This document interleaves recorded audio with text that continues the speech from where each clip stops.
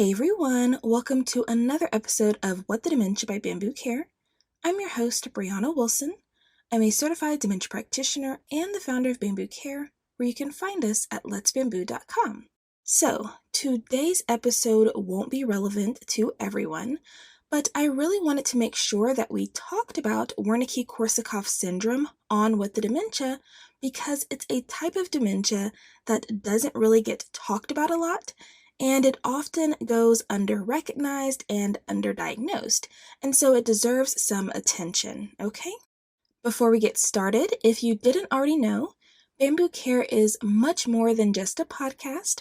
We are actually an entire platform, and as a part of that, we are home to the ultimate dementia care resource library called the Treehouse, which gives dementia caregivers access to not only podcasts, but things like videos, blogs, activities, handouts and printables, webinars, product recommendations, all in one place. So if you're interested in joining us inside the Treehouse, please visit letsbambu.com/treehouse. Okay? So anytime we talk about any type or form of dementia, I like to start off with what dementia actually is, just so that everyone can be on the same page. So dementia is this big umbrella term to define a collection of symptoms that affect memory, thinking, behavior, and emotion, even language, in such a way that daily functioning is significantly impacted. And these symptoms can be caused by a number of different diseases or conditions, okay? So in the case of Wernicke-Korsakoff Syndrome, the symptoms of dementia are the result of brain damage caused by a severe thiamine deficiency. Thiamine is a B1 vitamin that helps brain cells produce energy from sugar. So when thiamine levels fall below a certain threshold, brain cells cannot generate enough energy to function properly, which obviously creates some issues. Now, Wernicke-Korsakoff syndrome is actually made up of two conditions, Wernicke Encephalopathy and Korsakoff syndrome. And so if the person first had Wernicke Encephalopathy that progressed into Korsakoff syndrome, you may hear the term Wernicke-Korsakoff syndrome used. Another term that you may hear used is alcohol-related dementia. And so this may be referring to Wernicke-Korsakoff syndrome or just Korsakoff syndrome on its own, which might be like, wait, what? Didn't you just say it was caused by a severe thiamine deficiency? Where'd alcohol come from, right? So although Wernicke-Korsakoff syndrome is not exclusive to alcoholics, alcoholism accounts for up to 90% of thiamine deficiency cases. But even so, not all heavy drinkers will develop Korsakoff syndrome. Now, other causes of thiamine deficiency can be malnutrition, eating disorders like anorexia nervosa, excessive vomiting, metastatic cancers, chemotherapy, bariatric surgeries, AIDS, chronic infections, dialysis, things like that. Anything that can contribute to a thiamine deficiency through various mechanisms and etiologies, okay? So with alcohol, what typically happens is that chronic alcohol users and abusers have a tendency to forgo vitamin-rich foods in favor of high-carb diets with low nutritional value, or they may not eat much at all. Alcohol can also inflame the lining of the stomach, causing frequent vomiting and make it difficult for the body to absorb and store key vitamins. And then, of course, alcohol use can just come with its own problems, like brain damage through the direct toxic effects of alcohol on brain cells, the biological stress of repeated intoxication and withdrawal, alcohol-related cerebrovascular disease, and head injuries sustained when a person is intoxicated, okay? So now that that's covered, let's take a step back and explain the two conditions that make up Wernicke-Korsakoff syndrome, starting with Wernicke encephalopathy. So encephalopathy just means a disturbance of brain function, and Wernicke is the last name of a German physician, Karl Wernicke, who Wernicke encephalopathy was named after because his research helped establish the link between thiamine deficiency and the development of this acute brain condition. Now, if you've ever heard of Wernicke's area, it's a region of the brain that was also named after Carl, but it's completely unrelated to Wernicke encephalopathy, so I don't want there to be any confusion there, okay? So, Wernicke encephalopathy is understood as an acute brain reaction to severe thiamine deficiency and is a potentially reversible illness. Now, at this stage, it is not considered dementia, but it is considered a medical emergency and leads up to death in 20% of cases. And for the ones that live, 85% will develop Korsakoff syndrome, which is then where dementia comes into the picture. Now, unfortunately, about 80% of Wernicke encephalopathy cases aren't diagnosed during a person's life, which means that there are a big chunk of people passing away from Wernicke encephalopathy, but they're actually falling under the radar, which is actually pretty crazy to think about. So, what are some symptoms of Wernicke encephalopathy? So, Wernicke encephalopathy is characterized by delirium and confusion, lack of energy, hypothermia or low blood pressure, ataxia, which is incoordination, so they'll have issues with balance, coordination, and have trouble walking. And because of this, oftentimes they may require a wheelchair or adaptive device to help them walk. Slurred speech due to dysarthria, which is caused by weak muscles that help produce speech, and then changes in vision, such as double vision, nystagmus, which is rapid, jerky, uncontrollable eye movements, or ophthalmoplegia, which is paralysis or weakness of the eye muscles. Now, the problem is these symptoms can be easily overlooked in people with alcoholism because oftentimes these changes will just be contributed to the drinking behavior, or people may think the delirium, for example, is because of alcohol withdrawal. Also, a lot of times, because it does go unrecognized, it's not treated properly. And a lot of times, these people can end up with some level of impaired consciousness, or they may even be in a comatose state, okay? Also, the person may not present with all of these symptoms and signs. And this is why it's recommended that doctors use Crane criteria to help improve diagnostic sensitivity for the diagnosis of Wernicke encephalopathy. So, with Crane criteria, we're looking at 4 key signs and symptoms: a nutritional deficiency, altered mental state or memory, abnormal eye movements, and cerebellar dysfunction, which is referring to ataxia. So, if any person has at least 2 of the 4, then Wernicke encephalopathy should be suspected, and their thiamine status should be checked.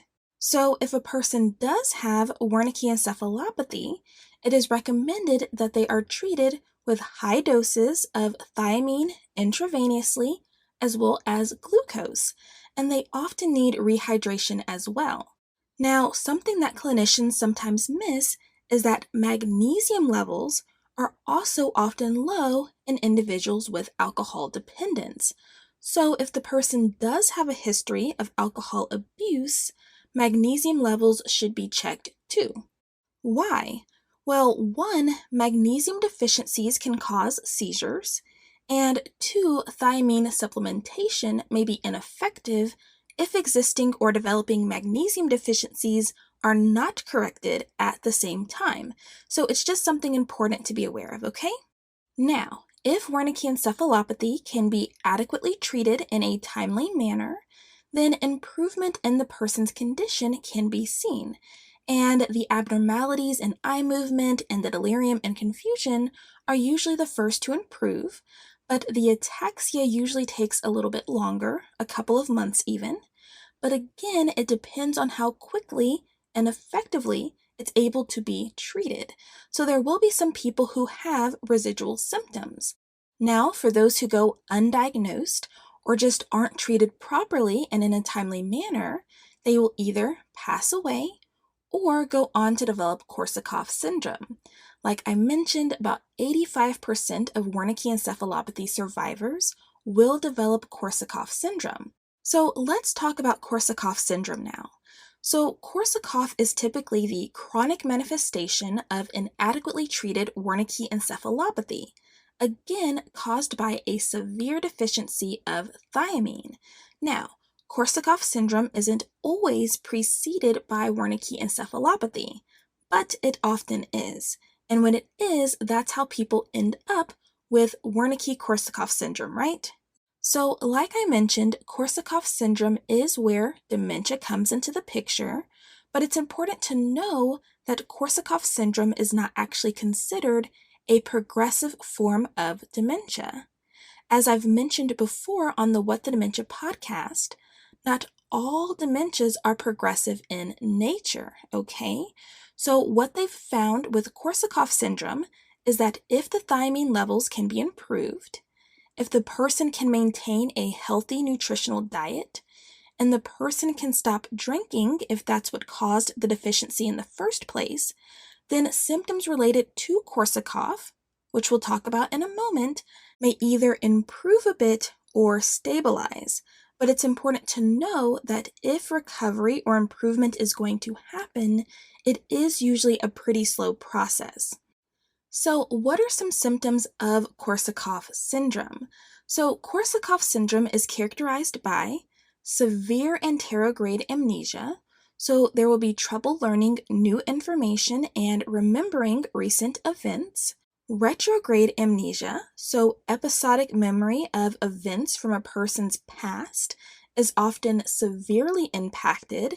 And semantic memory and knowledge of facts, concepts, and language is variably affected, but the person may have serious gaps in their memory and have a hard time properly sequencing events in their life, and they may also think that they're a lot younger than what they actually are.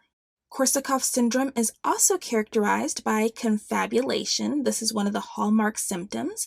And so, confabulation is where the person fills in gaps in their memory. And sometimes you'll hear it referred to as honest lying because the person really does think that they're telling the truth, but they're not. They're filling in gaps in their memory. Repetitive speech and actions. Now, this one can throw off a lot of people because people with Korsakoff syndrome can be really fluent and coherent in their speech, but they will repeat the same things over and over again because they often have no recollection of the conversation ever taking place, okay? The person will also often have hallucinations, which are typically visual or auditory in nature, problems with decision making as well as planning, organizing, and completing tasks. There is also typically an issue with lack of motivation, a flattened affect, apathy, which is an indifference to things. So there will be this issue with self-initiating goal-oriented activities, and then anosognosia, which is a lack of insight into their deficits. So you can imagine how being unaware of all of this could complicate all of this, right? And then keep in mind that people with Korsakoff syndrome can still have residual ataxia and eye movement issues that originated from the earlier Wernicke's encephalopathy, okay? So there can be a lot going on, and about 25% of people with Korsakoff syndrome or Wernicke-Korsakoff syndrome will end up institutionalized. And there's many reasons for this. But let me just say that if alcoholism is what led to all of this, quitting alcohol is very hard for some people to do. And unfortunately, many people with Korsakoff syndrome will return to drinking alcohol even after a diagnosis, okay? There are also usually a lot of mental health issues in this population that go unaddressed. We're talking about depression, personality disorders, distressing hallucinations, etc.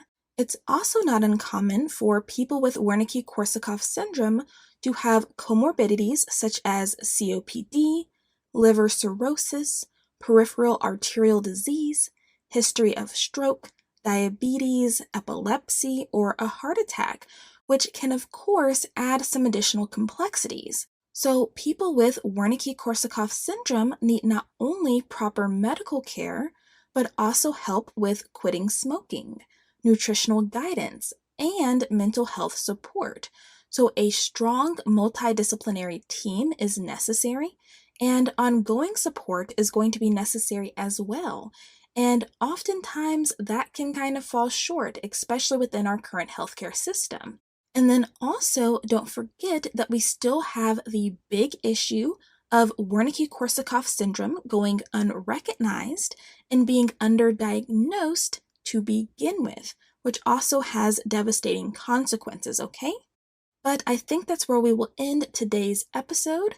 I don't want to go too far down the rabbit hole, but I did want to tell you more about Wernicke-Korsakoff syndrome. I hope that you found this episode interesting and informative. If you did, please consider leaving us a review to help others find the podcast. If you have any questions, comments, or future podcast requests, you can send us an email at podcast@whatthedementia.com or contact us through our website, letsbambu.com. And if you love our content, you'll definitely love the Treehouse, which you can join at letsbambu.com/treehouse. Thank you so much for joining us on another episode of What the Dementia by Bambu Care. We look forward to catching you on the next episode. Take care, and until next time, stay strong, care on, and remember, you are not alone. Bambu Care is always here.